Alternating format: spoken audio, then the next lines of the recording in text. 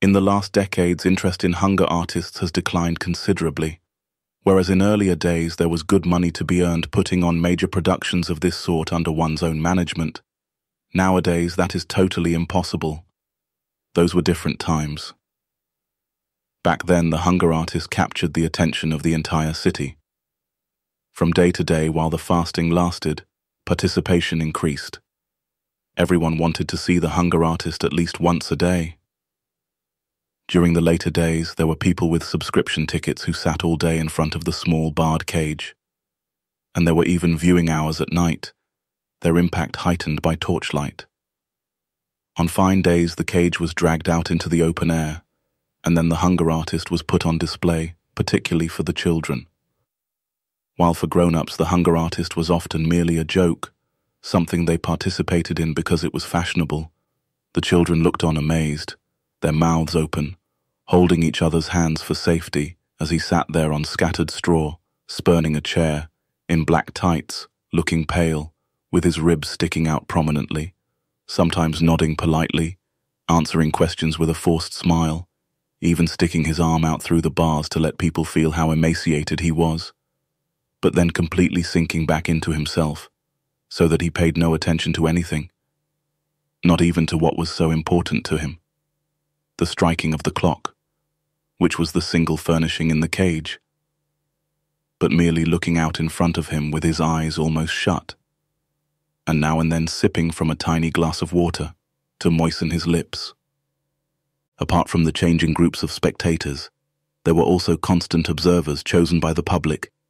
Strangely enough, they were usually butchers, who, always 3 at a time, were given the task of observing the hunger artist day and night, so that he didn't get anything to eat in some secret manner. It was, however, merely a formality, introduced to reassure the masses, for those who understood knew well enough that during the period of fasting, the hunger artist would never, under any circumstances, have eaten the slightest thing, not even if compelled by force. The honor of his art forbade it. Naturally, none of the watchers understood that. Sometimes there were nightly groups of watchers who carried out their vigil very laxly, deliberately sitting together in a distant corner and putting all their attention into playing cards there, clearly intending to allow the hunger artist a small refreshment, which, according to their way of thinking, he could get from some secret supplies. Nothing was more excruciating to the hunger artist than such watchers. They depressed him. They made his fasting terribly difficult. Sometimes he overcame his weakness and sang during the time they were observing, for as long as he could keep it up, to show people how unjust their suspicions about him were. But that was little help, for then they just wondered among themselves about his skill at being able to eat even while singing. He much preferred the observers who sat down right against the bars and, not satisfied with the dim backlighting of the room, illuminated him with electric flashlights, which the impresario made available to them. The glaring light didn't bother him in the slightest. Generally, he couldn't sleep at all, and he could always doze off a little under any lighting, and at any hour, even in an overcrowded, noisy auditorium. With such observers, he was very happily prepared to spend the entire night without sleeping. He was ready to joke with them, to recount stories from his nomadic life, and then, in turn, to listen to their stories, doing everything just to keep them awake, so that he could keep showing them once again that he had nothing to eat in his cage, and that he was fasting as none of them could. He was happiest, however, when morning came, and a lavish breakfast was brought for them at his own expense, on which they hurled themselves with the appetite of healthy men after a hard night's work without sleep. True, there were still people who wanted to see in this breakfast an unfair means of influencing the observers, but that was going too far, and if they were asked whether they wanted to undertake the observers' night shift for its own sake, without the breakfast, they excused themselves. But nonetheless, they stood by their suspicions. However, it was in general part of fasting that these doubts were inextricably associated with it. For in fact, no one was in a position to spend time watching the hunger artist every day and night without interruption, so no one could know, on the basis of his own observation, whether this was a case of truly continuous, flawless fasting. The hunger artist himself was the only one who could know that, and at the same time, the only spectator capable of being completely satisfied with his own fasting. But the reason he was never satisfied was something different. Perhaps it was not fasting at all which made him so very emaciated that many people, to their own regret, had to stay away from his performance, because they couldn't bear to look at him, for he was also so skeletal out of dissatisfaction with himself, because he alone knew something that even initiates didn't know: how easy it was to fast. It was the easiest thing in the world. About this he did not remain silent, but people did not believe him. At best, they thought he was being modest. Most of them, however, believed he was a publicity seeker or a total swindler, for whom, at all events, fasting was easy, because he understood how to make it easy, and then still had the nerve to half admit it. He had to accept all that. Over the years he had become accustomed to it. But this dissatisfaction kept gnawing at his insides all the time, and never yet, and this one had to say to his credit, had he left the cage of his own free will after any period of fasting.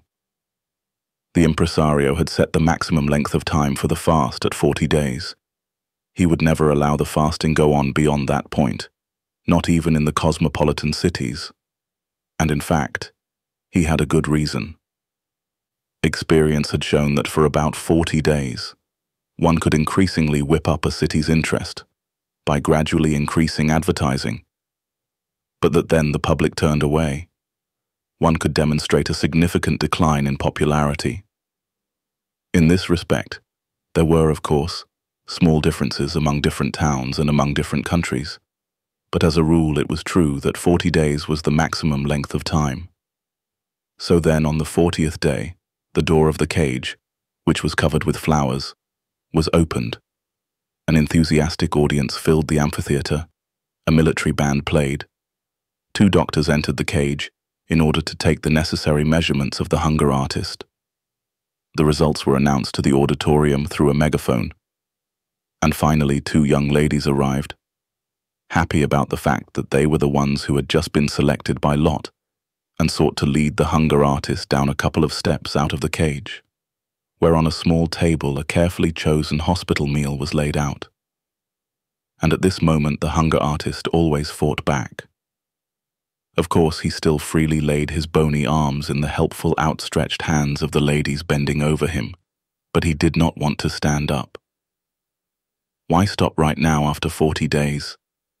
He could have kept going for even longer, for an unlimited length of time. Why stop right now, when he was in his best form? Indeed, not yet even in his best fasting form. Why did people want to rob him of the fame of fasting longer? Not just so that he could become the greatest hunger artist of all time, which in fact he probably was already, but also so that he could surpass himself in some unimaginable way, for he felt there were no limits to his capacity for fasting. Why did this crowd, which pretended to admire him so much, have so little patience with him? If he kept going and kept fasting even longer, why would they not tolerate it? Then too he was tired and felt good sitting in the straw. Now he was supposed to stand up straight and tall and go to eat, something which, when he merely imagined it, made him feel nauseous right away. With great difficulty he repressed mentioning this only out of consideration for the women, and he looked up into the eyes of these women, apparently so friendly but in reality so cruel, and shook his excessively heavy head on his feeble neck. But then happened what always happened. The impresario came forward without a word. The music made talking impossible, raised his arms over the hunger artist, as if inviting heaven to look upon its work here on the straw. This unfortunate martyr, something the hunger artist certainly was, only in a completely different sense, grabbed the hunger artist around his thin waist, in the process wanting with his exaggerated caution to make people believe that here he had to deal with something fragile, and handed him over, not without secretly shaking him a little, so that the hunger artist's legs and upper body swung back and forth uncontrollably, to the women, who had in the meantime turned as pale as death. At this point, the hunger artist endured everything. His head lay on his chest. It was as if it had inexplicably rolled around and just stopped there. His body was arched back.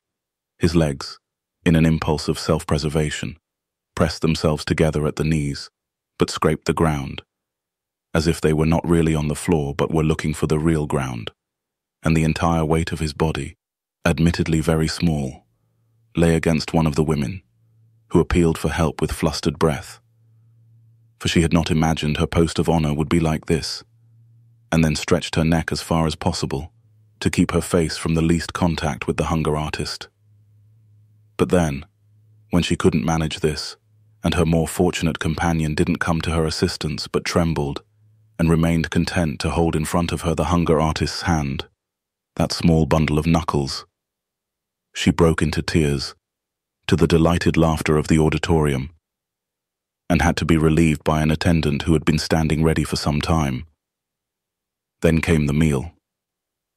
The impresario put a little food into the mouth of the hunger artist, now dozing as if he were fainting, and kept up a cheerful patter designed to divert attention away from the hunger artist's condition. Then a toast was proposed to the public, which was supposedly whispered to the impresario by the hunger artist. The orchestra confirmed everything with a great fanfare. People dispersed, and no one had the right to be dissatisfied with the event. No one except the hunger artist. He was always the only one. He lived this way, taking small regular breaks for many years, apparently in the spotlight, honored by the world. But for all that, his mood was usually gloomy, and it kept growing gloomier all the time, because no one understood how to take it seriously. But how was he to find consolation? What was there left for him to wish for? And if a good-natured man who felt sorry for him ever wanted to explain to him that his sadness probably came from his fasting, then it could happen, especially at an advanced stage of the fasting, that the hunger artist responded with an outburst of rage and began to shake the cage like an animal, frightening everyone. But the impresario had a way of punishing moments like this, something he was happy to use. He would make an apology for the hunger artist to the assembled public, conceding that the irritability had been provoked only by his fasting, which well-fed people did not readily understand, and which was capable of excusing the behavior of the hunger artist. From there, he would move on to speak about the equally hard-to-understand claim of the hunger artist that he could go on fasting for much longer than he was doing. He would praise the lofty striving, the goodwill, and the great self-denial no doubt contained in this claim, but then would try to contradict it simply by producing photographs, which were also on sale. For in the pictures one could see the hunger artist on the 40th day of his fast, in bed, almost dead from exhaustion. Although the hunger artist was very familiar with this perversion of the truth, it always strained his nerves again and was too much for him. What was a result of the premature ending of the fast people were now proposing as its cause. It was impossible to fight against this lack of understanding, against this world of misunderstanding. In good faith, he always still listened eagerly to the impresario at the bars of his cage, but each time, once the photographs came out, he would let go of the bars and, with a sigh, sink back into the straw, and a reassured public could come up again and view him. When those who had witnessed such scenes thought back on them a few years later, often they were unable to understand themselves. For in the meantime that change mentioned above had set it. It happened almost immediately. There may have been more profound reasons for it, but who bothered to discover what they were? At any rate, one day the pampered hunger artist saw himself abandoned by the crowd of pleasure-seekers who preferred to stream to other attractions. The impresario chased around half of Europe one more time with him, to see whether he could still rediscover the old interest here and there. It was all futile. It was as if a secret agreement against the fasting performances had really developed everywhere. Naturally, the truth is that it could not have happened so quickly. And people later remembered some things which in the days of intoxicating success they had not paid sufficient attention to. some inadequately suppressed indications, but now it was too late to do anything to counter them. Of course, it was certain that the popularity of fasting would return once more someday. But for those now alive, that was no consolation. What was the hunger artist to do now? The man whom thousands of people had cheered on could not display himself in show booths at small fun fairs, and the hunger artist was not only too old to take up a different profession, but was fanatically devoted to fasting more than anything else. So he said farewell to the impresario, an incomparable companion on his life's road, and let himself be hired by a large circus. In order to spare his own feelings, he didn't even look at the terms of his contract at all. A large circus, with its huge number of men, animals and gimmicks, which are constantly being let go and replenished, can use anyone at any time, even a hunger artist, provided, of course, his demands are modest. Moreover, in this particular case, it was not only the hunger artist himself who was engaged, but also his old and famous name. In fact, given the characteristic nature of his art, which was not diminished by his advancing age, one could never claim that a worn-out artist, who no longer stood at the pinnacle of his ability, wanted to escape to a quiet position in the circus. On the contrary, the hunger artist declared that he could fast just as well as in earlier times, something that was entirely credible. Indeed, he even affirmed that if people would let him do what he wanted, and he was promised this without further ado, he would really now legitimately amaze the world for the first time, an assertion which, however, given the mood of the time, something the hunger artist in his enthusiasm easily overlooked, only brought smiles from the experts. However, basically the hunger artist had also not forgotten his sense of the way things really were, and he took it as self-evident that people would not set him and his cage up as some star attraction in the middle of the arena, but would move him outside in some other readily accessible spot near the animal stalls. Huge, brightly painted signs surrounded the cage and announced what there was to look at there. During the intervals in the main performance, when the general public pushed out towards the menagerie in order to see the animals, they could hardly avoid moving past the hunger artist and stopping there a moment.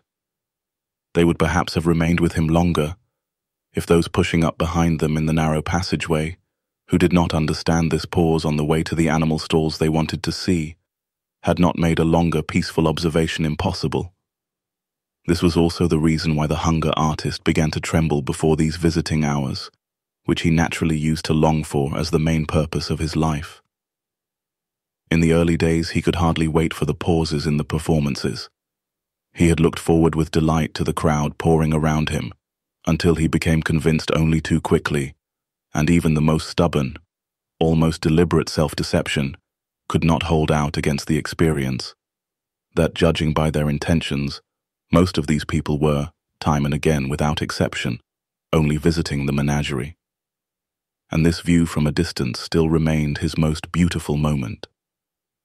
For when they had come right up to him, he immediately got an earful from the shouting and cursing of the two steadily increasing groups, the ones who wanted to take their time looking at the hunger artist, not with any understanding but on a whim or from mere defiance. For him, these ones were soon the more painful, and a second group of people whose only demand was to go straight to the animal stalls. Once the large crowds had passed, the latecomers would arrive, and although there was nothing preventing these people anymore from sticking around for as long as they wanted, they rushed past with long strides, almost without a sideways glance, to get to the animals in time. And it was an all-too-rare stroke of luck when the father of a family came by with his children, pointed his finger at the hunger artist, gave a detailed explanation about what was going on here, and talked of earlier years, when he had been present at similar but incomparably more magnificent performances, and then the children, because they had been inadequately prepared at school and in life, always stood around still uncomprehendingly. What was fasting to them? But nonetheless the brightness of the look in their searching eyes revealed something of new and more gracious times coming. Perhaps the hunger artist said to himself sometimes, Everything would be a little better if his location were not quite so near the animal stalls. That way it would be easy for people to make their choice, to say nothing of the fact that he was very upset and constantly depressed by the stink from the stalls, the animals' commotion at night, the pieces of raw meat dragged past him for the carnivorous beasts, and the roars at feeding time. But he did not dare to approach the administration about it. In any case, he had the animals to thank for the crowds of visitors among whom, now and then, there could also be one destined for him, and who knew where they would hide him if he wished to remind them of his existence, and along with that, of the fact that, strictly speaking, he was only an obstacle on the way to the menagerie. A small obstacle, at any rate, a constantly diminishing obstacle. People became accustomed to thinking it strange that in these times they would want to pay attention to a hunger artist, and with this habitual awareness, the judgment on him was pronounced. He might fast as well as he could, and he did, but nothing could save him any more. People went straight past him. Try to explain the art of fasting to anyone. If someone doesn't feel it, then he cannot be made to understand it. The beautiful signs became dirty and illegible. People tore them down, and no one thought of replacing them. The small table with the number of days the fasting had lasted, which early on had been carefully renewed every day, remained unchanged for a long time. For after the first weeks, the staff grew tired of even this small task. And so, the hunger artist kept fasting on, as he once had dreamed about in earlier times, and he had no difficulty at all managing to achieve what he had predicted back then. But no one was counting the days. No one, not even the hunger artist himself, knew how great his achievement was by this point, and his heart grew heavy. And when once in a while a person strolling past stood there making fun of the old number and talking of a swindle, that was in a sense the stupidest lie which indifference and innate maliciousness could invent, for the hunger artist was not being deceptive. He was working honestly, but the world was cheating him of his reward. Many days went by once more, and this too came to an end. Finally, the cage caught the attention of a supervisor, and he asked the attendant why they had left this perfectly useful cage standing here unused with rotting straw inside. Nobody knew, until one man, with the help of the table with the number on it, remembered the hunger artist. They pushed the straw around with poles and found the hunger artist in there. "Are you still fasting?" the supervisor asked. "When are you finally going to stop?" "Forgive me everything," whispered the hunger artist. Only the supervisor, who was pressing his ear up against the cage, understood him. "Certainly," said the supervisor, tapping his forehead with his finger in order to indicate to the staff the state the hunger artist was in. "We forgive you." "I always wanted you to admire my fasting," said the hunger artist. "But we do admire it," said the supervisor obligingly. "But you shouldn't admire it," said the hunger artist. "Well then, we don't admire it," said the supervisor. "But why shouldn't we admire it?" "Because I had to fast. I can't do anything else," said the hunger artist. "Just look at you," said the supervisor. "Why can't you do anything else?" "Because," said the hunger artist, lifting his head a little, and with his lips pursed as if for a kiss, speaking right into the supervisor's ear so that he wouldn't miss anything. "Because I couldn't find a food which tasted good to me. If I'd found that, believe me, I would not have made a spectacle of myself, and would have eaten to my heart's content, like you and everyone else." Those were his last words, but in his failing eyes there was still the firm, if no longer proud conviction that he was continuing to fast. "All right, tidy this up now," said the supervisor. And they buried the hunger artist along with the straw, but in his cage they put a young panther. Even for a person with the dullest mind, it was clearly refreshing to see this wild animal prowling around in this cage, which had been dreary for such a long time. It lacked nothing. Without thinking about it for any length of time, The guards brought the animal food whose taste it enjoyed. It never seemed once to miss its freedom. This noble body, equipped with everything necessary, almost to the point of bursting, even appeared to carry freedom around with it. That seemed to be located somewhere or other in its teeth, and its joy in living came with such strong passion from its throat that it was not easy for spectators to keep watching. But they controlled themselves, kept pressing around the cage, and had no desire at all to move on.